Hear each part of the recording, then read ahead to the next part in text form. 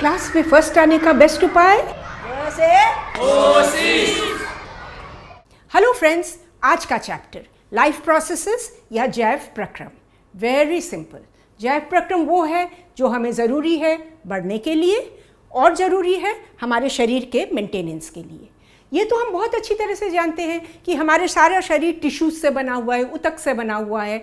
Tissues में है sales, कोशिकाएं, कोशिकाएं में है ऑर्गेनेल, और हर ऑर्गेनेल में अलग अलग किस्म के मॉलिक्यूल्स या अणु हैं। अब जब ऑर्गेनेल्स अपना काम करती हैं, कोशिकाएं अपना काम करती हैं, थोड़ा थोड़ा वेयर एंड टियर तो होता रहता है ना, विघटन होता रहता है ना। तो ज़रूरी क्या है? मरम्मत। और हमारा शरीर ये सब करता है 5 प्रोसेसेस से। आज हम केवल 4 देखेंगे। जो 5th प्रोसेस है वो, उसके लिए हम एक अलग वीडियो, आपको एक फुल वीडियो बनाकर दिखाएंगे। तो ये 4 प्रोसेसेस क्या है? नंबर 1 न्यूट्रिशन या पोषण। पोषण जरूरी है हमें ताकि हम बचपन से बढ़कर अडल्ट तक बने। और नंबर 2 है हमारा जो डेली कामकाज है, जो हम आप स्कूल बस के पीछे भागते हो, स्कूल में जाके पढ़ाई करते हो, दोस्तों के साथ फुटबॉल खेलते हो, यहाँ तक कि सोते हो, हर काम के लिए हमें एनर्जी की ज़रूरत है और हर काम करते वक्त हमारे शरीर को मेंटेनेंस की ज़रूरत है। इन सब के लिए ज़रूरी है पोषण, यानी कि भोजन लेकर उसको डाइजेस्ट करना। कैसे होता है ये, जिसको भी हम देख लेते हैं। नंबर 1, कुछ जीव ऐसे होते हैं जो अपना भोजन खुद तैयार करते हैं। हम उसे कहते हैं ऑटोट्रोफ या स्वपोषी। फॉर एग्जाम्पल प्लांट्स में आप देखो ग्रीन रंग का जो है वो है क्लोरोफिल। क्लोरोफिल रहता है क्लोरोप्लास्ट में। सनलाइट में क्लोरोप्लास्ट सनलाइट को अब्जॉर्ब कर लेती है, हवा से लेती है कार्बन डाइऑक्साइड और जल मिट्टी से लेती है जल। इन दोनों को मिलाकर सनलाइट के साथ ये बना देती है ग्लूकोज। और ये ग्लूकोज, सिंपल ग्लूकोज जो बनता है, यही प्लांट का फूड होता है। दूसरे टाइप के जो जीव हैं उनको हम कहते हैं विषमपोषी या हेटेरोट्रॉफ। हेटेरोट्रॉफ है कि वो जटिल खाद्य पदार्थ लेते हैं और उनका जो सिस्टम्स होते हैं वो उसे तोड़ कर सिंपल बनाते हैं ताकि कोशिकाएं उसे अब्जॉर्ब कर सके। अब हेटेरोट्रॉफ तो कई तरह के होते हैं। कुछ स्वपोषी जीव को खाते हैं। फॉर एग्जाम्पल जैसे आप ये ज़ेब्रा को देखो, ज़ेब्रा क्या खा रहा है? पौधों को। और इस शेर को देखो, शेर आके क्या किसको खाता है? ज़ेब्रा को। तो विषमपोषी का तो एक चेन भी बन जाता है। अब कुछ जीव हैं जो अपने शरीर के बाहर ही खाने को पाचन कर लेते हैं, फिर उसको अब्जॉर्ब कर लेते हैं। For example fungus, for example mushroom, ये ऐसा काम करते हैं। पर अधिकतर जो जीव हैं, जो जटिल हैं, तो मोर कॉम्प्लेक्स हैं, उनका पूरा सिस्टम रहता है। एक कोशिका वाले जीव को ले लो, वो कैसे खाद्य को लेते हैं? वो खाद्य को लपेट लेते हैं और अपने शरीर के अंदर एंजाइम्स डालकर, पाचक रस डालकर वो इसको डाइजेस्ट करते हैं और अपने शरीर में पूरा अब्जॉर्ब कर लेते हैं। कुछ पौधे ऐसे हैं जो अपने शरीर पे जो बैठते हैं, मक्खियाँ या कुछ ऐसे इंसेक्ट्स अगर बैठती हैं, उसको दबा लेते हैं, उसको वहीं पे डाइजेस्ट कर लेते हैं और पूरे सरफेस में से उसको अब्जॉर्ब कर लेते हैं।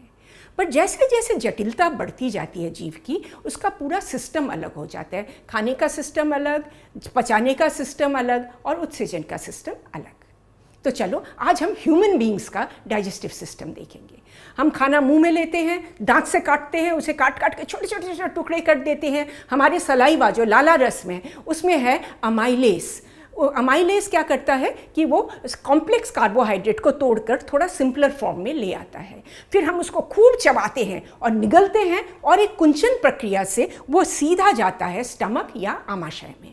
स्टमक में पहुंचते ही स्टमक की दीवार में जो जठर ग्रंथियाँ या गैस्ट्रिक ग्लैंड्स है, वो खूब अपना रस डालने लगती है, गैस्ट्रिक जूस को डालने लगती है। और गैस्ट्रिक जूस ये है एसिडिक। इसमें है हाइड्रोक्लोरिक एसिड, पेप्सिन और बहुत सारा म्यूकस या श्लेष्मा। ये पेप्सिन क्या करती है? प्रोटीन को तोड़कर थोड़ा सिंपल फॉर्म में ले आती है। फिर स्टमक जोर से दबाती है और उसके नीचे है एक अवरोधी पेशी और पाइलोरिक स्फिंक्टर। स्फिंक्टर खुलता है और उसमें से फूड, जो हाफ डाइजेस्टेड फूड है, वो चला जाता है स्मॉल इंटेस्टाइन या शुद्रांतर में। शुद्रांतर में पहुंचते ही घमासान शुरू हो जाता है।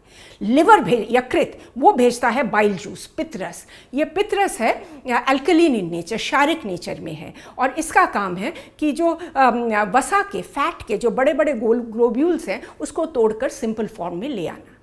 पैनक्रियास या अग्नाशय ये भी अपना रस भेज देती है। पैनक्रियास के जूस में है ट्रिप्सिन, जो प्रोटीन्स को तोड़कर सिंपल अमीनो एसिड में ले जाने की कोशिश करती है, और है लाइपेस, जो वसा मॉलिक्यूल्स को और भी तोड़ने की कोशिश करती है। और तीसरा नंबर जूस है जो शुद्रांतर का अपना जूस, जो स्मॉल इंटेस्टाइन का जूस है, आंत्र रस जो होता है। और इन तीनों रस के काम से जो कॉम्प्लेक्स फूड्स थे वो एकदम सिंपल फॉर्म में आ जाते हैं। कॉम्प्लेक्स कार्बोहाइड्रेट बन जाता है ग्लूकोज, कॉम्प्लेक्स प्रोटीन बन जाता है अमीनो एसिड, और कॉम्प्लेक्स फैट बन जाता है ग्लिसरॉल या फैटी एसिड।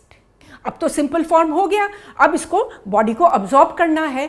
स्मॉल इंटेस्टाइन में, शुद्रांतर में छोटी छोटी उंगली की तरह दीर्घ रोम होते हैं, दीज आर कॉल्ड विलाए, और इनमें ना बहुत सारे ब्लड वेसल्स, रुधिर वाहिकाएं होती हैं। ये ब्लड वेसल्स भोजन को अब्जॉर्ब कर लेती हैं, और जो बचा रहा भोजन जो अब्जॉर्ब नहीं हुआ उसका क्या, वो चला जाता है बृहद अंत्र में, जो लार्ज इंटेस्टाइन में। वहाँ जल को अवशोषण कर लिया जाता है और बाकी सब्सटेंस को शरीर से बाहर निकाल दिया जाता है।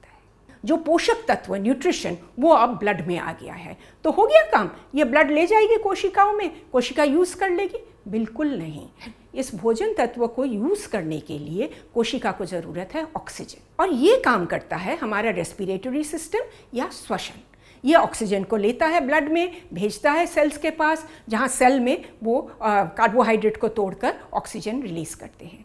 पर पता है ऐसा भी होता है कि बिना ऑक्सीजन के भी कार्बोहाइड्रेट टूट सकता है। जब वो ग्लूकोज ब्रेक होता है बिना ऑक्सीजन के, तब बनता है पाइरूवेट, कार्बन डाइऑक्साइड, और बहुत सारा एनर्जी रिलीज़ होता है। फॉर एग्जाम्पल, जैसे आप देखते हो ईस्ट जब फर्मेंट होता है, किण्वन होता है, तब यही काम होता है। और जब हम जो जटिल ऑर्गेनिजम्स है, हायर ऑर्गेनिज्म है, प्लांट्स, एनिमल्स, जो हायर ऑर्गेनिजम्स हैं, वो करते हैं एरोबिक रेस्पिरेशन। जो हमने अभी बोला कि एरोबिक रेस्पिरेशन में ऑक्सीजन लिया जाता है, कोशिकाओं में ऑक्सीजन जाती है, वहाँ ग्लूकोज को तोड़ा जाता है, तोड़ के पाइरूवेट बनता है, बहुत सारा एनर्जी रिलीज़ होता है। ये काम करती है माइटोकॉन्ड्रिया, सेल के अंदर। और माइटोकॉन्ड्रिया के ऊपर छोटे एटीपी मॉलिक्यूल्स बने हुए हैं। एटीपी का काम क्या है? एनर्जी को पैकेट्स में बनाकर वो संजो के रखती है। जैसे आपको शरीर को एनर्जी की ज़रूरत है, उसने एक पैकेट निकाल के दे दिया। 5 पैकेट की ज़रूरत हो, 5 पैकेट दे दिया आपके शरीर में। कभी कभी आपने देखा है, आप जब बहुत तेज भाग रहे हो, अचानक आपके पाँव में क्रैम्प हो जाता है। क्या जो फुटबॉल प्लेयर हैं, टेनिस प्लेयर हैं, अचानक पाँव पकड़ के आ करने लगते हैं? ये क्यों होता है? क्योंकि शरीर को तब बहुत ऑक्सीजन की ज़रूरत है, और कम ऑक्सीजन मिलने से जब ये ग्लूकोज मॉलिक्यूल टूटती है, पाइरूवेट में बनती है, तब उसके साथ तैयार होता है लैक्टिक एसिड। लैक्टिक एसिड इसको खिंचवाने का काम करती है, क्योंकि इतना ज़्यादा ऑक्सीजन का रिक्वायरमेंट है, वो शरीर पूरा नहीं कर पा रहा है। तो ये तो था प्रोसेस जो को। और हम सांस कैसे लेते हैं? पौधों से स्टार्ट करें। पौधों में हर लीफ के नीचे, हर पत्ती के नीचे है स्टोमा।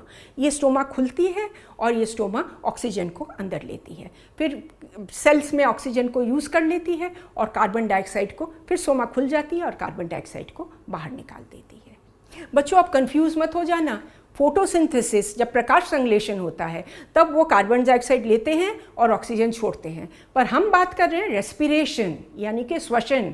इसमें वो ऑक्सीजन लेते हैं और कार्बन डाइऑक्साइड को छोड़ते हैं, याद रखना। ओके, अच्छा, अब कुछ जीव हैं जो पानी में रहते हैं। पानी में तो हवा नहीं है, सांस कैसे लेते होंगे? पानी में ना काफ़ी ऑक्सीजन घुला होता है। और जैसे मछलियाँ हैं, मछलियों का लंग्स नहीं होता, उनका है गिल्स या क्लूम, कान की जगह पे ऐसे इनके गिल्स होते हैं। तो मछली पानी मुंह से निकाल लेती है और गिल्स से निकालती है, और गिल्स में बहुत सारे ब्लड वेसल्स, रुधिर वाहिकाएँ हैं। ये रुधिर वाहिकाएँ ऑक्सीजन को खींच लेती है और शरीर में भेज देती है। और ह्यूमन बींग्स का क्या? हम नाक से सांस लेते हैं, सांस ऑक्सीजन वाला एयर हमारे लंग में जाता है। लंग में है, ये देखो एल्वियोलाई, ये गुच्छा जैसा एल्वियोलाई, और हर एल्वियोलाई में बहुत सारे रुधिर वाहिकाएँ हैं। ये रुधिर वाहिकाएँ ब्लड में ऑक्सीजन को खींच लेती है और ब्लड से कार्बन डाइऑक्साइड निकाल देती है, और फिर लंग कंप्रेस होता है और सारा कार्बन डाइऑक्साइड वाला एयर निकल जाता है। चलो रिकलेक्ट करो, ब्लड में क्या क्या पहुँचा? नंबर 1 पोषक तत्व, नंबर 2 ऑक्सीजन। अब ब्लड इसको सारे शरीर में ले जाती है। कैसे ले जाती होगी इतनी दूर दूर शरीर के सब अंग में? इसके लिए ज़रूरत है कि एक पंप, और वो पंप है हमारा हार्ट। हार्ट क्या काम करता है? ये एक बहुत पेशीदार मसल है और इसमें अलग अलग कोष्ठ बने हैं ताकि ऑक्सीजन वाला ब्लड और कार्बन डाइऑक्साइड वाला ब्लड दोनों अलग रहे। तो इसका सीक्वेंस देखो, हमारे लंग से जो ऑक्सीजन वाला ब्लड है ये आता है लेफ्ट अलिंद, लेफ्ट ऑरिकल में, ऊपर वाले चेम्बर में। ऊपर वाला चेम्बर दबता है तो वो जाता है लेफ्ट वेंट्रिकल या लेफ्ट निलय में, वो जोर से दबता है और ये सारा ब्लड चला जाता है आयोटा में, जो है एक बहुत बड़ी धमनी या आर्टरी, और ये बाकी सारे धमनियों में, आर्टरीज में ब्लड को ट्रांसफ़र कर देती हैं।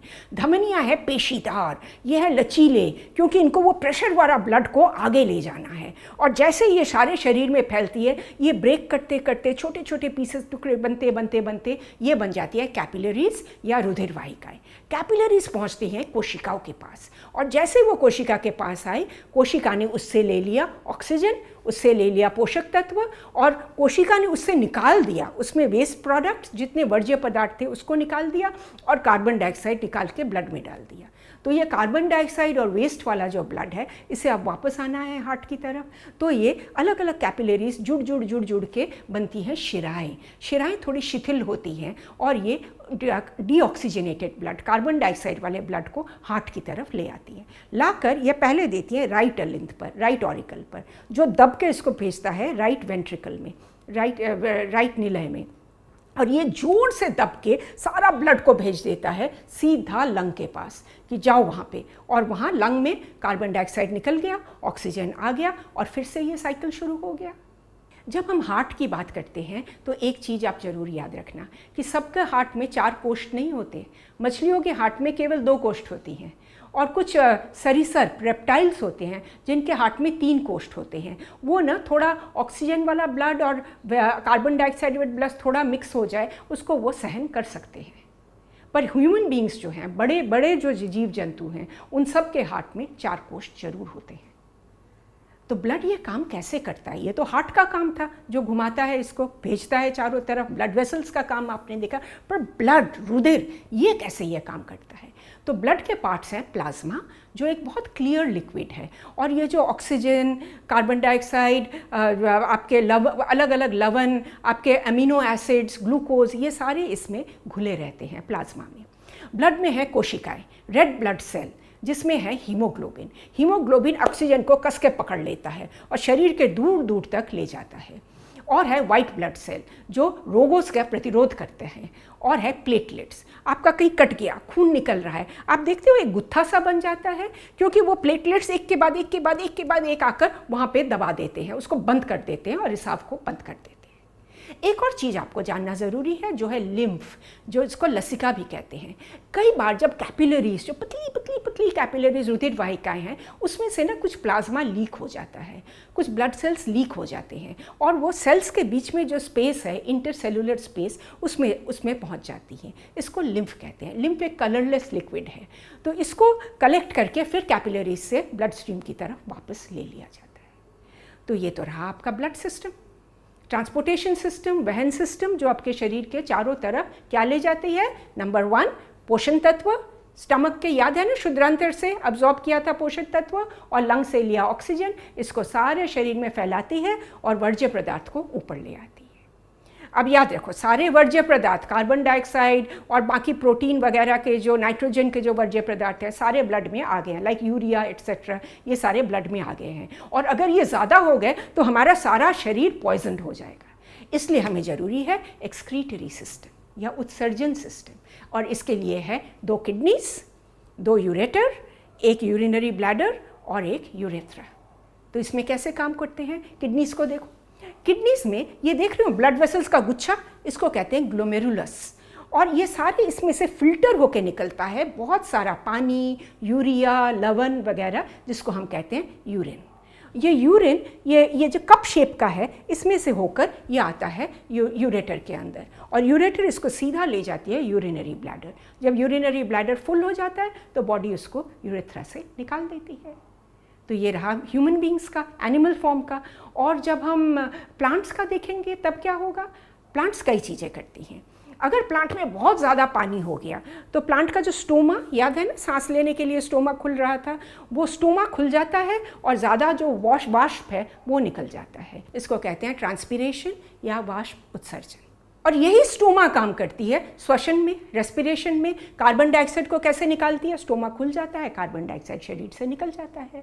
और पौधों में वहन कैसे होता है? वहाँ बहुत ज़रूरी है कि ज़मीन से खनिज पदार्थ, जल, इस सब को ऊपर तक ले जाया जाए, और ये काम करता है जाइलम तक। और दूसरा है पौधों ऊपर लीव्स में जो फूड बन रहा है, भोजन बन रहा है, शुगर बन रहा है, इसको नीचे तक ले जाना, ये काम करती है फ्लोएम टिश्यू। कैसे करती है? जाइलम पहले तो रूट्स जो जड़ हैं वो ज़मीन से पानी अवशोषित करती हैं, अब्जॉर्ब करती है ऑस्मोसिस से, अपसारण से, और ये कंटिन्यूअस होता रहता है। तो इससे जल का एक स्तंभ बन जाता है जो अपने प्रेशर से ही पानी को ऊपर भेज देता है। ये नंबर 1। और नंबर 2 है ट्रांसपीरेशन। जब लीफ में बहुत ज़्यादा पानी हो जाता है तो स्टोमा खुल जाता है और ये वाष्प निकलने लगता है, और इससे ना एक पुल इफेक्ट शुरू हो जाता है जिससे भी पानी ऊपर चला जाता है। और फ्लोएम से फूड नीचे कैसे आता है? मैंने आपको तो पहले ही बताया था, माइटोकॉन्ड्रिया याद है ना, जो ग्लूकोज मॉलिक्यूल को तोड़ के पायरोवेट और एनर्जी, और ये एनर्जी एटीपी में रहती है। एटीपी ज़रूरत मुताबिक फ्लोएम को एनर्जी देती है, और फ्लोएम उस एनर्जी को इस्तेमाल करते हुए फूड को नीचे पुश करती है। अच्छा, कुछ सेल्स, कुछ कोशिकाएं, कुछ टिश्यूज़ तक वो जब मृतक हो जाती हैं प्लांट्स में, वो लकड़ी बन जाती हैं और वो प्लांट को रिजिडिटी प्रदान करती हैं। ओके। और कुछ पौधे तो जैसे आपने देखे होंगे पतझड़ के टाइम पे लीव्स सूख जाती हैं, पौधे सूख जाते हैं, सड़क के इधर उधर आपको पड़े हुए वो भी आपको दिख जाती हैं। और एक चीज़ याद रखो, जाइलम के अंदर जो पदार्थ होते हैं, जाइलम टिश्यू जब मृतक हो जाती है तो वो पदार्थ कन्वर्ट हो जाते हैं गोंद में, गम में, रेसिन में। सो ये सारी चीज़ें, अगर पेड़ को काटा जाए ये रेसिन ऐसे निकलता है, देखो इसको। तो इस तरीके से शरीर से उसको उत्सर्जन किया जाता है। अब बचा हमारा क्या? रिप्रोडक्टिव सिस्टम, प्रजनन वाला सिस्टम। इसको हम एक पूरे वीडियो में देखेंगे। तो ये रहा आपका सारांश। और जैसा हम आपसे हमेशा कहते हैं, आप चैप्टर को एक बार पढ़ लो, हमारे वीडियो को देख लो, पूरा चैप्टर 5 मिनट में एकदम क्लियर हो जाएगा। ज़रूर देखना। और इस पूरे चैप्टर का राइटअप आपको इस ब्लॉग पोस्ट में मिल जाएगा। और आप हमारे साथ जुड़े हुए हो ना फेसबुक, इंस्टा, ट्विटर, मौज, शेयर चैट, इन सब पर, क्योंकि डेली हम इस पर एक मोटिवेशनल पोस्ट डालते हैं। आप देखेंगे तो हमें बहुत अच्छा लगेगा। So please stay with us and keep watching. क से कोशिश।